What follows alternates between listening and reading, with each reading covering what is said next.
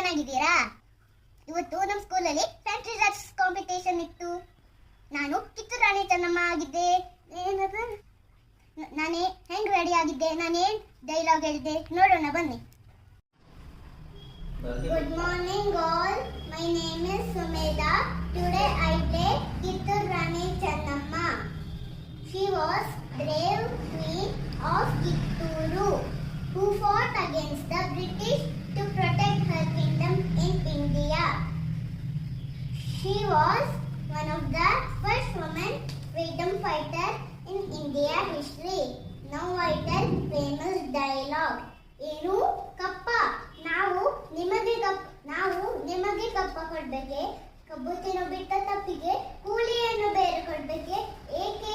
ಮೋಡ ಮಳೆ ಸುರಿಸುತ್ತದೆ, ಭೂಮಿ ಬೆಳೆ ಬೆಳೆಯುತ್ತದೆ, ನಿಮ್ಗೆ ಏಕೆ ಕೊಡ್ಬೇಕು ಕಪ್ಪ?